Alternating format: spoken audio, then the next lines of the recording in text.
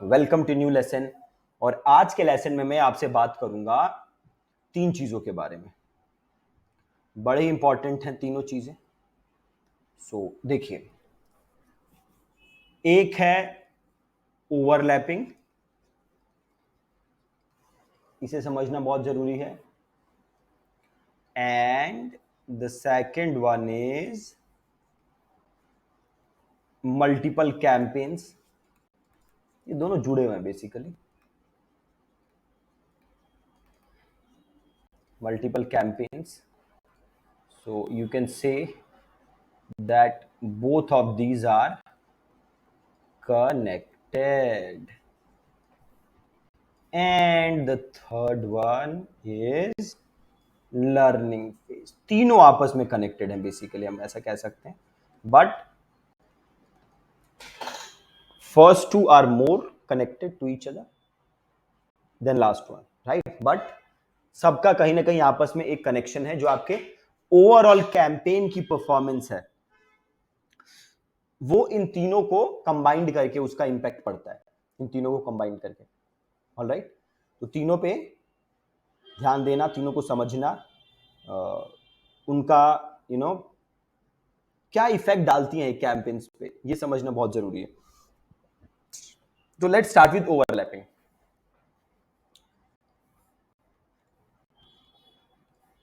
Overlapping, मान लीजिए आपने 2 कैंपेन्स चलाए, ठीक है, और दोनों में 2-2, 3-3 एड सेट आपने बना दिए, और दोनों की जो ऑडियंस है वो ऑलमोस्ट सेम है, या सेम है समझ लीजिए।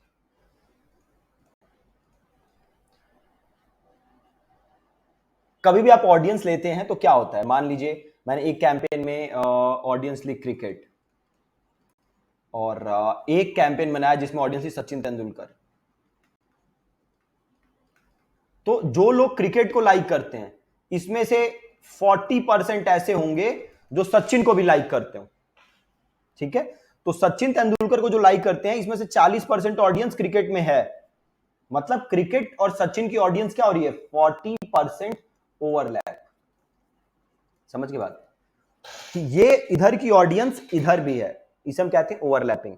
अब जब ओवरलैपिंग होती है तो क्या होता है, आपके 2 कैंपेन्स आपस में लड़ रहे हैं। क्या कह रहे हैं कि भाई मेरे को दिखाओ, मेरे को दिखाओ, मेरे को दिखाओ, मेरे को दिखाओ, ठीक है?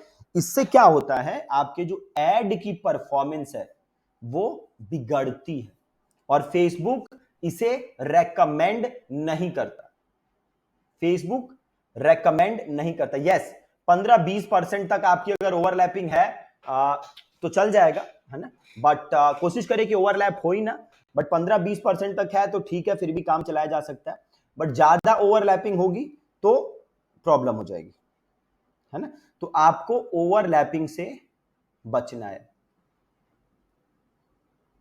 ठीक है? ओवरलैपिंग होगी, क्या होगी, आपकी एड्स आपस में कंपीट कर रही हैं और कह रही हैं कि भैया मुझे दिखाओ, दूसरी कह रही है मुझे दिखाओ, एक कह रही है मुझे दिखाओ, है ना? तो ऐसा करने से आप थोड़ा बचिए, ओवरलैपिंग आप कैंपेन्स में ना होने दीजिए, ठीक है? ओवरलैपिंग होती क्यों है, तो इसका आप देखेंगे, जैसे मैंने यहां पे एक लिखा था मल्टीपल कैंपेन्स। बहुत सारे लोग क्या करते हैं, जैसे मान लीजिए उनको 4,000 रुपए एड पे लगाना है ना? तो वो क्या करेंगे, 10 कैंपेन बना देंगे, सब में 400 बजट लगा देंगे, और ऑडियंस भी सबकी सेम रख देंगे। तो अब क्या हो रहा है, 10 कैंपेन है, आपस में लड़ रहे हैं कैंपेन्स, तो आप अपना सीपीएम खुद बढ़ा रहे हैं, आप खुद के लिए कंपटीशन क्रिएट कर रहे हैं। क्या कर रहे हैं आप? खुद के लिए कंपटीशन क्रिएट कर रहे हैं, है ना? ऐसा करने से बचना है, क्योंकि जब आप ऐसा करेंगे तो सीपीएम बढ़ेगा, रिजल्ट्स बिगड़ेंगे। प्लस एक और इंपॉर्टेंट चीज है जो जिसकी वजह से हमें ऐसा नहीं करना, वो है तीसरी चीज, दैट इज लर्निंग फेज। क्या है? Learning phase. देखिए बड़े ध्यान से देखिएगा। अब हमें पता है कि फेसबुक क्या करता है, अपने एल्गोरिथम की मदद से एड्स को ऑप्टिमाइज करता है, आपके लिए अच्छी ऑडियंस ढूंढ के लाता है ना, आर्टिफिशियल इंटेलिजेंस का यूज करता है। अब ये सारी चीजें अच्छे से काम कर सकें, इसके लिए इनको क्या चाहिए होता है, डेटा।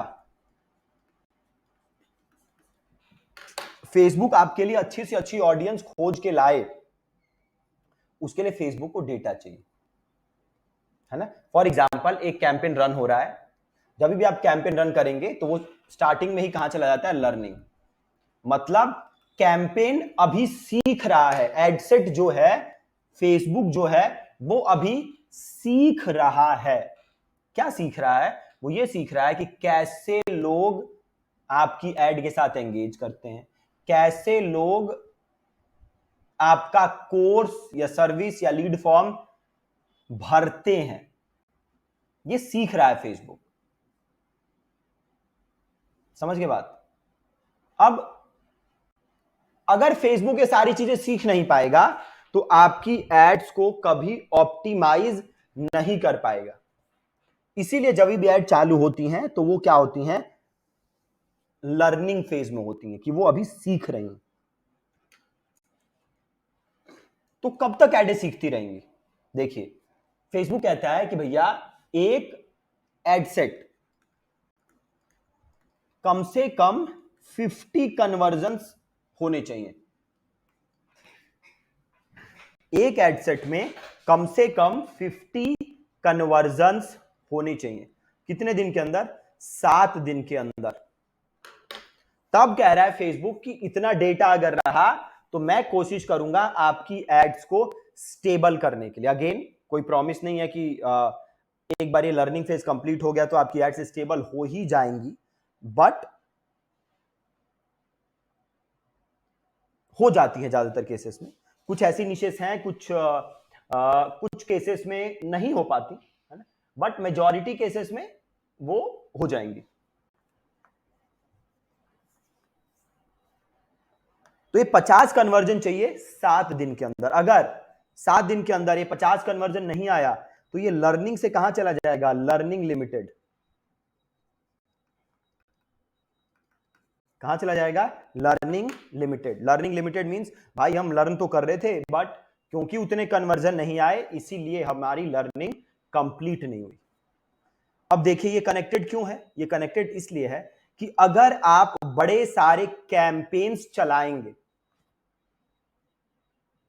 और सब में थोड़ा थोड़ा बजट डालेंगे तो क्या होगा, जितने आपके एड सेट हैं वो 7 दिन में वो 50 कन्वर्जन कभी पूरे ही नहीं कर पाएंगे।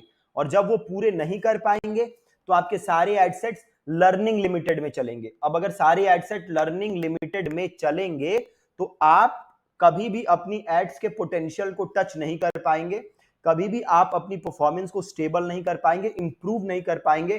क्यों नहीं कर पाएंगे, क्योंकि फेसबुक के पास वो डेटा आया ही नहीं जो डेटा फेसबुक के पास आना चाहिए था।